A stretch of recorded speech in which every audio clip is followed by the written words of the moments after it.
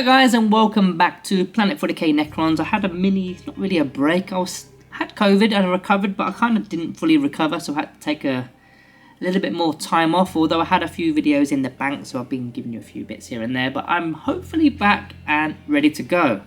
Touch wood. So today we're doing another review video. The voice nearly cracked then, jeez, and we're back again. Another 5 weeks off. We're back with another review video for the Necrons. We're doing the Catan shard of the Void Dragon. So one of our Catan shards, and yeah, going to do the standard stuff with the Planet 40k rating at the end of the video. So, let's begin. 270 points was 300 points in 9th edition, so 30 points less, and I think he's actually decent this time. So let's get on to why. So the model is equipped with the Spear of the Void Dragon, the Voltaic Storm, and the Canoptic Tail Blades. He can't be a Warlord because of the Enslaved Star God ability. And as for keywords, Monster, Character, Fly, as well as Epic Hero, so no enhancements there. Now let's flip this card over, and there's a lot of things to talk about here. There's a lot of changes from the 9th edition. So let's begin with the statistics. The movement is now 7 inches, it used to be 8. That's very standard nowadays. You've probably seen it a lot with the vehicles and monsters in particular. Everything's gone down to 7. Fine. The toughness, however, has gone up to toughness 11, from toughness 7 as well. That's kind of monstrous in a way in itself, because toughness 11 is very resilient.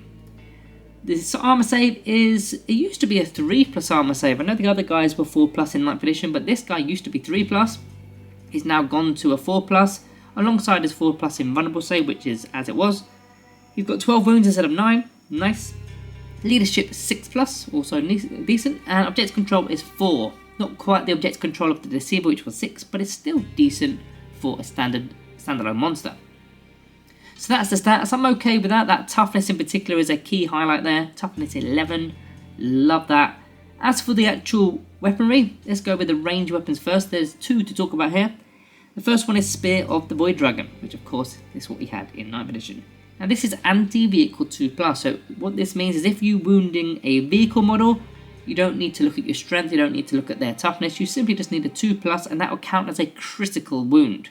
So if you've added somehow devastating wounds, which I don't think we've got a way of doing that, then they would turn into critical wounds and they would turn into dev wounds, which is cool. So the range is 12 inches, I mean it was 12 inches anyway. These things do like to get close and personal, but previously in 9th edition there was a line between the model and the actual targeted unit, and anything that was underneath that line also got targeted. So you could effectively target multiple units at once. We can't do that anymore, there's no line drawing, it is just the one shot, which is in fact the next statistic. Attacks 1, hitting on 2s with Ballistic Skill 2+. The strength is only 4, it used to be strength 9, but of course we've got that anti-vehicle 2+, don't forget, so that is your priority target. The AP has gone down to -3 from -4, standard, and the damage is D6 +2 as a standard, whereas it used to be D6 or D6 +3 against vehicles.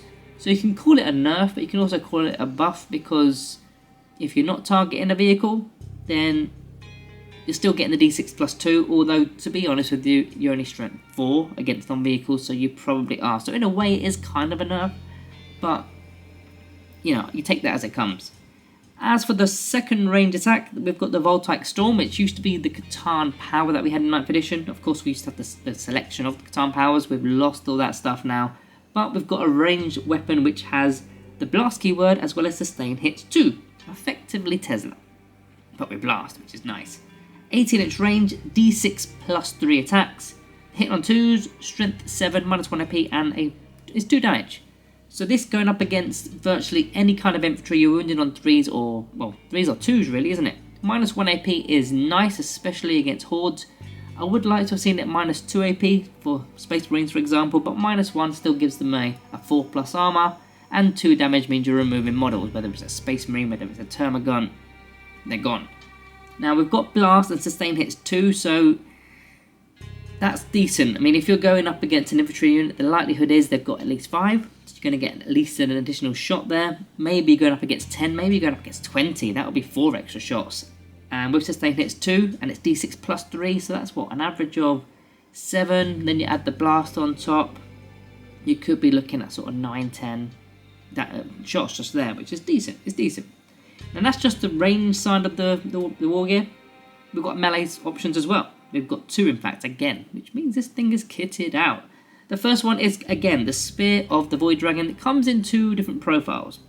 The first profile is, again, anti-vehicle 2+. You got 5 attacks with it, which is what we had in 9th edition. Hit on 2s with weapon skill 2+. The strength is strength 12, even though we used to only have strength 9, and it's anti-vehicle 2+ anyway.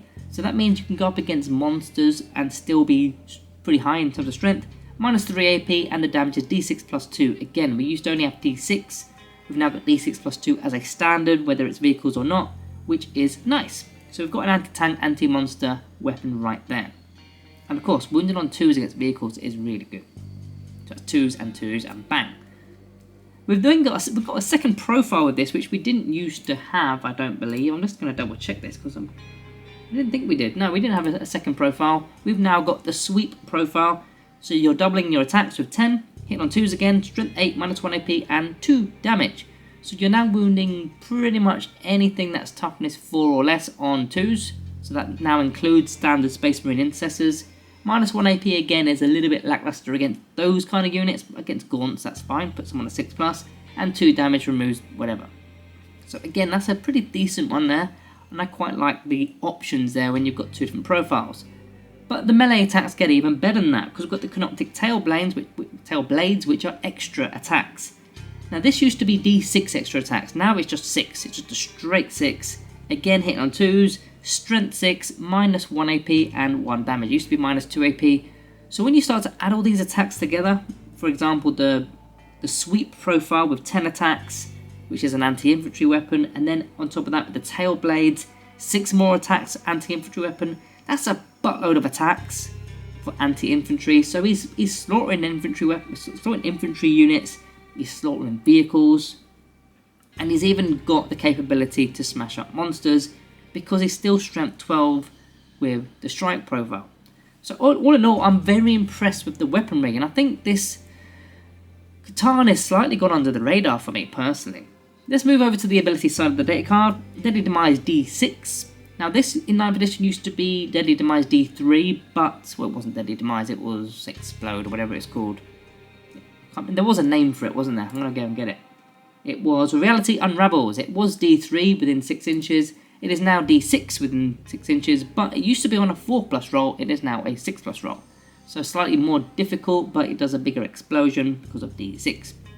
That sometimes benefits you, sometimes that works against you, but we are quite a resilient army with reanimation protocols, so the likelihood is it will just benefit you.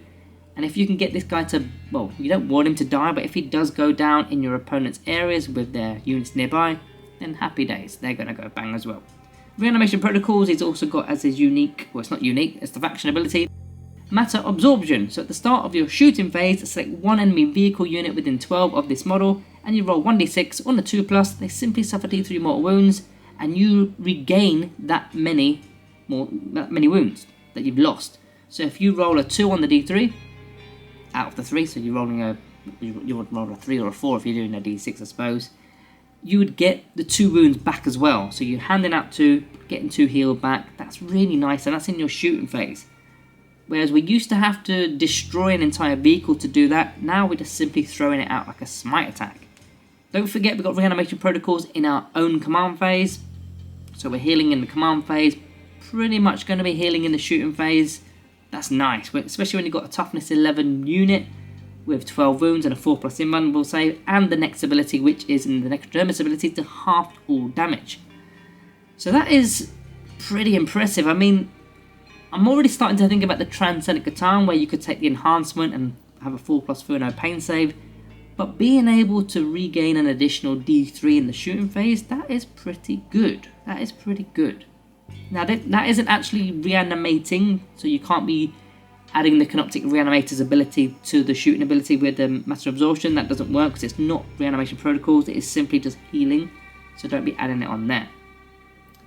So yeah, that is the front of the data card, and I'm very impressed, very impressed. Let's move over to some synergy. Let's start with some stratagems available from the index. We've got Protocol of Conquering Tyrant to re-roll our wound rolls. I think that's pretty good at range because we are going to be firing Voltaic Storm, potentially. D6 plus 3 shots with Blast, sustain hits 2. We're going to have plenty of hits, so we would like to re-roll the win rolls to get rid of units in the no man's land potentially.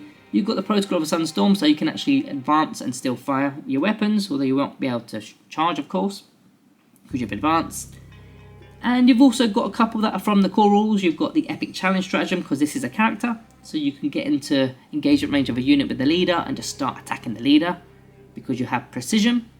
And yeah, when you've got those Spear of the Void Dragon weapons with the Strength 12, D6 plus 2 damage, and the extra attacks just going purely onto the leader, nice. And also Rapid Ingress. Now these Rapid Ingress works better with infantry and beasts because you can breach through ruins and stuff. This is a monster, it's not going to be able to breach through a ruin, and the fly keyword kind of stinks nowadays. You've got to literally measure, as you know, measure over the ruin. It's not going to really get you there. But getting in on your opponent's turn, maybe behind an obscuring terrain, and then doing your 7-inch movement, it may make your charge easier. And especially if you've hidden the model from quite a lot of your opponent's units, so you can't get targeted that much. Bearing in mind we're going to use reanimation protocols, and we're going to heal D3 as well. If we're going to be using our ability in our shooting phase. If there's a vehicle within 12, of course, try and make sure there is.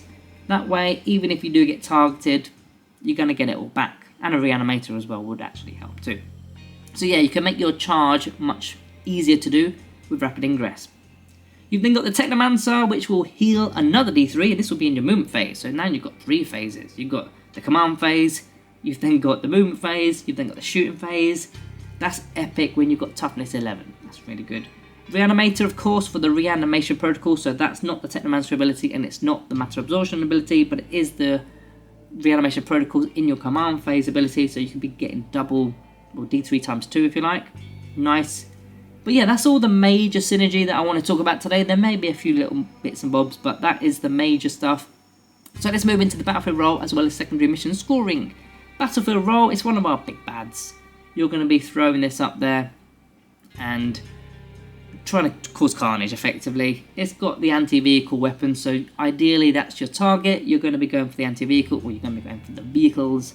Try and take them out. If you're going up against like Astra Militarum potentially, that's a good day for you because virtually everything's vehicle.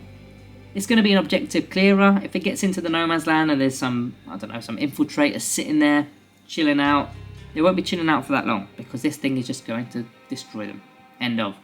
And it's going to be a target unit. It's going to have a target on its back because it's one of our big bads, I suppose. Secondary mission wise, I mean, I always put these and I always list them and they're always kind of the same kind of stuff, but anything that relates to scoring in the no man's land, because it doesn't necessarily have to, it's not going to be doing any of the actions, of course, but it can still get onto an objective, secure no man's land, extend battle lines, it can clear a unit near the centre of the battlefield for area denial, all those kind of stuff it can do. No prisoners and bring it down definitely, it can be doing. And any of the more advanced secondary, such as attempt to target, overwhelming force and storm hostile objectives, it can do that because it's got the 7-inch speed, it can make the charge move, it's shooting as well as fighting, so it will be making units suffer. Pros and cons wise, well, it's exceptional against vehicles, anti-vehicle 2+ in melee and at range, nice. It can heal itself in the shooting phase, which is also very nice. It's toughness 11, a 4+ invulnerable save, and half damage. Halving damage is just epic, really. It's both anti-tank and anti-horde. It's got all the extra attacks with the canoptic tail blades. You've got the anti-horde profile with the sweep profile. It can do everything. You really can. It can shoot, it can fight. Naturally hits on 2s as well. And it's a monster, so it can shoot out of engagement range if you wanted it to, which is also a nice thing this edition. As for the cons, it's an epic hero, so no enhancements. Yep, cool. It's got competition with the Transcendent Catan Shard. I think the Transcendent, even though it's more expensive, I think that's the go-to because you can add that enhancement. But I do believe the Void Dragon isn't that far behind. The Nightbringer and then the Deceiver are probably a little bit further down the pecking order, but the Void Dragon is definitely up there. Can't be a Warlord, I mean, big deal. Necrons tend to take quite a lot of characters, so it's not a big deal, but we've got to put it as a con. And the Stinky Fly roll with monsters, we're not going to be breaching through ruins, so we've got to fly over them, which you're not really going to do this edition. So, that's my summing up of the Void Dragon. Very impressed with it, and I recently brought one myself, in fact, because I think it's time to unleash the Void Dragon this edition. But as for my Planet 40k rating, I'm going to go with a Planet 40k rating of 4.5 stars.